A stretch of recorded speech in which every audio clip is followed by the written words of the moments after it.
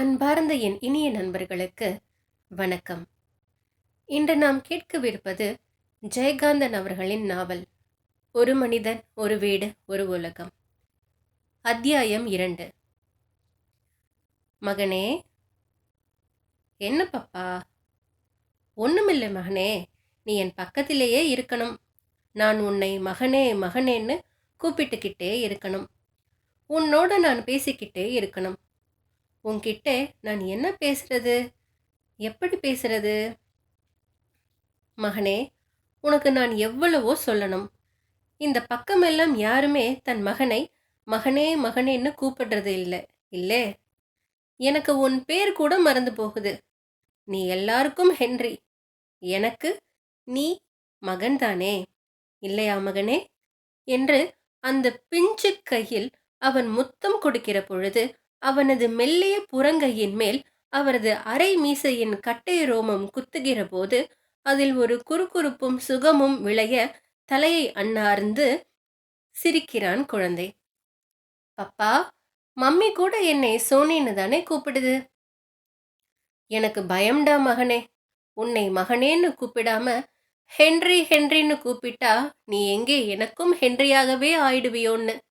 நீ என்னைக்கும் எனக்கு மகனாகவே இருப்பியா மகனே? எஸ் பப்பா, ஐ ஆம் Papa, and I will be Papa. நீ உங்க பப்பாவை பத்தி சொல்லுவியே, அந்த கதை சொல்லு பப்பா. அவன் தமிழில் பேசினால் பப்பாவிடம் உரிமையில்தான் பேசுகிறான். என்னை எங்க அப்பா மகனேன்னு கூப்பிட்டதே இல்லை மகனே. அவர் என்னை கூப்பிட்டதே இல்லை மகனே.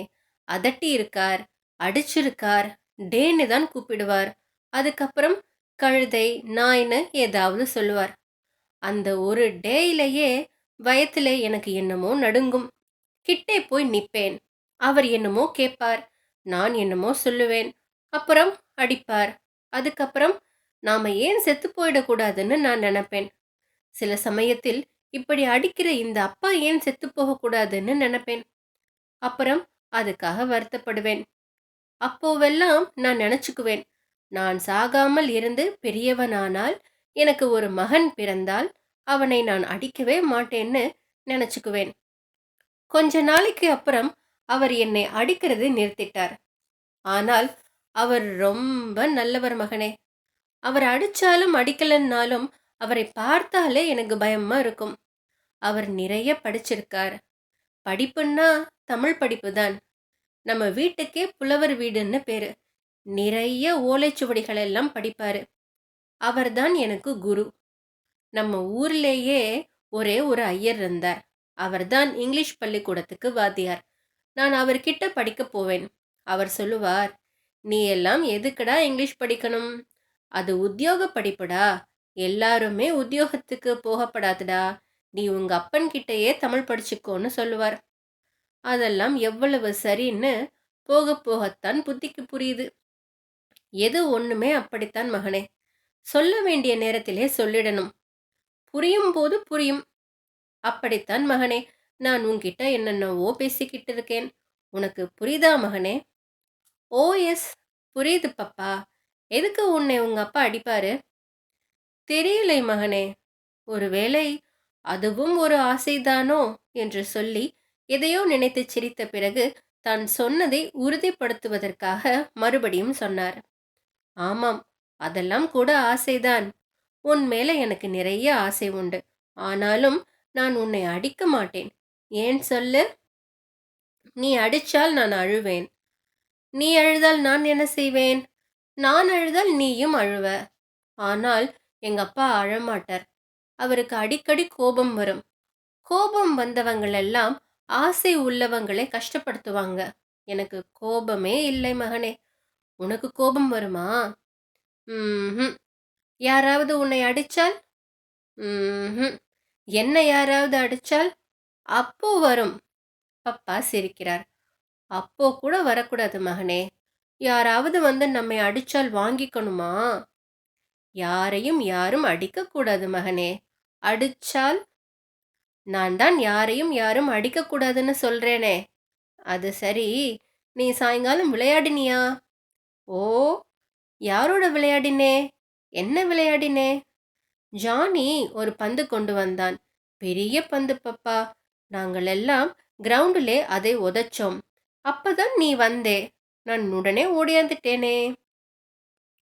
நீ ஸ்கூலுக்கு எப்போ போகப் போறே? பப்பா, நான் ஸ்கூலுக்கு மட்டும் போகலே பப்பா. எனக்கு உத்தியோகம் ஒன்றும் வேணாம். பப்பா மறுபடியும் சிரிக்கிறார். உனக்கு கஷ்டமானா போக வேண்டாம் மகனே. உனக்கு கஷ்டமான காரியம் எதுவானாலும் நீ செய்ய வேண்டாம். நீ விளையாடு, சந்தோஷமா இரு. நான் உயிரோடு இருக்கிற வரைக்கும் ஒருவேளை சாப்பாட்டுக்கு கூட நீ எதுவும் செய்ய வேணாம். அதுக்கப்புறம் கூட நீ ஒன்றும் கஷ்டப்பட வேணாம். எல்லாத்துக்கும் கடவுள் ஒரு வழி காட்டுவான். நம்மை நாமே கஷ்டப்படுத்திக்கிற காரியத்துக்குத்தான் கடவுள் கூட ஒன்றும் பண்ண முடியாது. உனக்கு புரியுதா மகனே? ஓ, கடவுள்னா காட் தானே? காடுன்னா யாரு பப்பா? மகனே, எனக்கு கடவுள் நீதான்டா.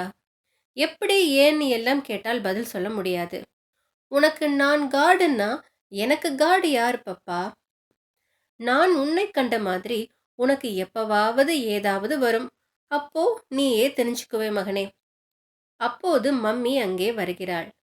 ஹென்றி இருவரையும் பார்த்து மம்மியிடம் ஆங்கிலத்தில் சொல்கிறான். மம்மி, நாங்க இப்போ கடவுளை பத்தி பேசிக்கிட்டு இருக்கோம். பப்பா சொல்றார் நான் தான் அவருக்கு கடவுளாம்.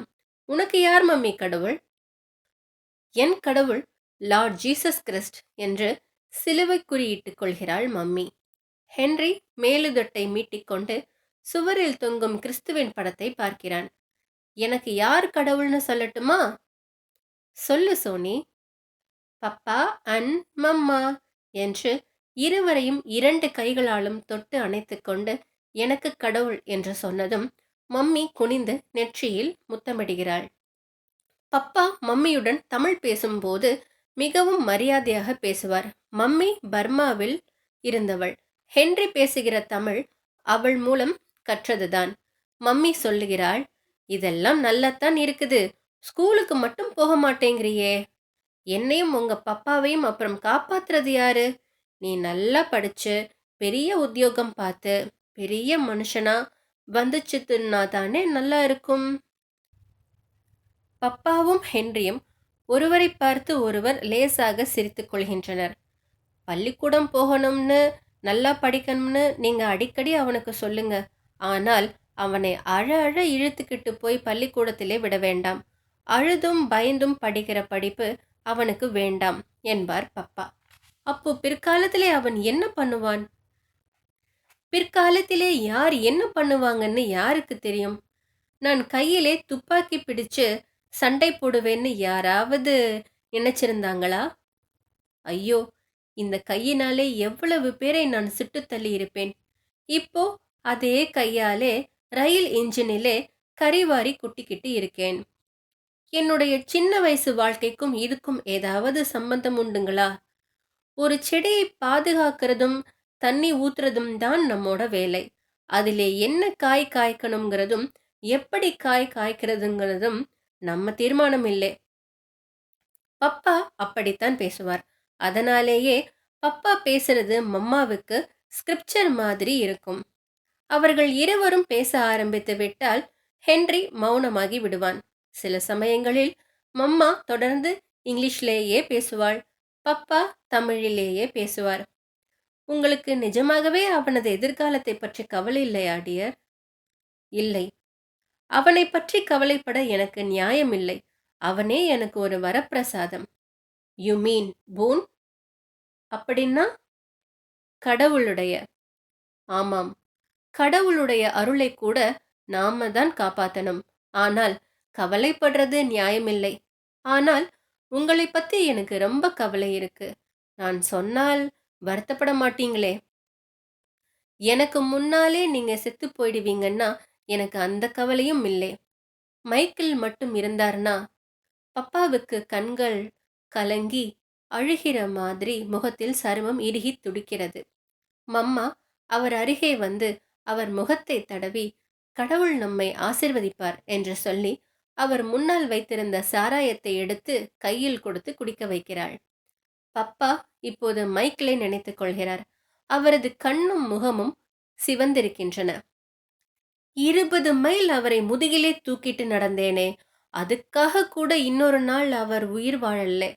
அதனாலே நான் அவரை தூக்கிட்டு வந்தேனே, அது வீணா? அப்படி நான் நினைக்கலாமா? ராணுவ தர்மம் என்ன தெரியுமா?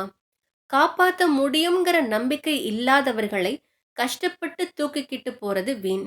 அவங்க அதிகமாக கஷ்டப்பட்டு சாகாதபடிக்கு ஒரு புல்லட்டை செலவு பண்ணலாம். மைக்கேல் கூட ப்ளீஸ் கில் மீன்னு தான் சொன்னாரு. எனக்கோ அவர் பிழைச்சிடுவார்னு நம்பிக்கை இருந்தது.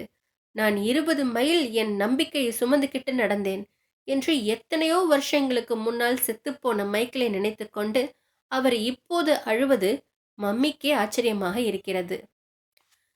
மைக்கேல் எதுக்காக செத்தார்? எவ்வளவோ பேர் செத்துப் போனாங்களே சண்டையிலே, அதெல்லாம் எதுக்காக?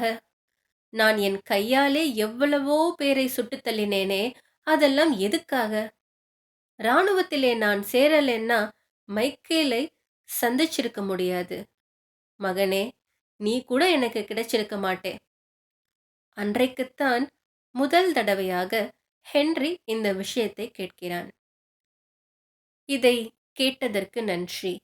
பிடித்திருந்தால் இந்த சேனலை சப்ஸ்கிரைப் செய்து உங்கள் நண்பர்களுக்கு ஷேர் செய்யவும். இன்றைய பொழுது இனிதாக அமைய நல்வாழ்த்துக்கள். நன்றி.